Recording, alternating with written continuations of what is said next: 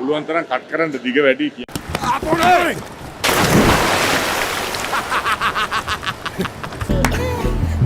සුබ උපන්දිනයක්.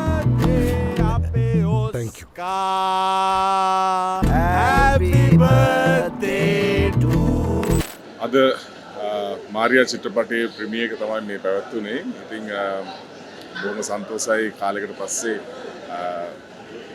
මගේ චිත්‍රපටයක් එක්ක මේව ප්‍රේක්ෂකයන් එක්ක හම්බ වෙන එක. ඉතින් මාරියා කියන්නේ ටීම් වර්ක් එකක්.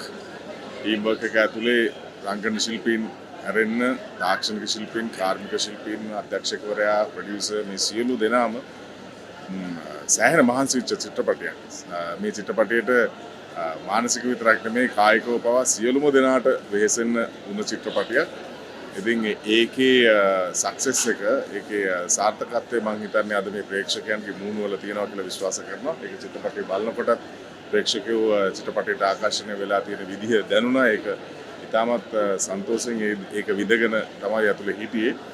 ඉතින් අරුණ ජයවර්ධනගේ අධ්‍යක්ෂණයක් මේ චිත්‍රපටය අතිශය ලංකාවේ ජනාදරයට පත් වුණ දක්ෂ රංගන ශිල්පීන් 6 දෙනෙක් එක්ක වැඩ කරන්න මටත් අවස්ථාව ලැබුණා. ඒක මම හිතනවා මගේ ජීවිතේ මට ලැබිච්ච වාසනාවක් කියලා. මේ වෙලාවේදී අමතක කරන්නම බෑ දර්ශන් ධර්මරාජ්ව. දර්ශන් මේ සලුට් එක දර්ශන්ගේ ෆැමිලි එකට.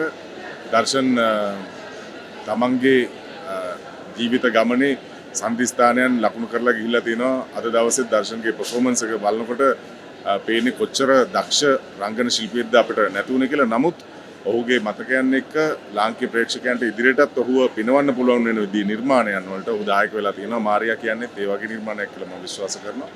ඉතින් ඒ වගේම මහේන්ද්‍ර පෙරේරා, ප්‍රියන්ත සිරිකුමාර, අෂාන් ඩයස්, සුරන් දිසානායක, ඒ වගේම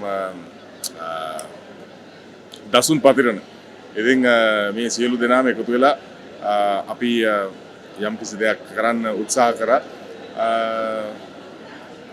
ඉතින් ඉස්සලා කිව්වා වගේ මේක තාක්ෂණික ශිල්පීන් සහ කාර්මික ශිල්පීන් ගොඩක් වෙහෙස විච්ච චිත්‍රපටයක්. ඉතින් ප්‍රේක්ෂකයන්ට ආරාධනා කරන මේ චිත්‍රපටය බලන්න. මෙච්චර අපි මේ මොකද්ද කියන්නේ කියන එක පොඩ්ඩක් ගිහිල්ලා බලලා ඔයගොල්ලන්ගේ අදහස තවත් ප්‍රේක්ෂකයෙකුට කියන්න. ඉතින් බොහොමත්ම ස්තුතියි. අද දවසේ රැස්ලා හිටපු සියලු දෙනාට ස්තුතිවන්ත වෙනවා මේ අවස්ථාවේදී.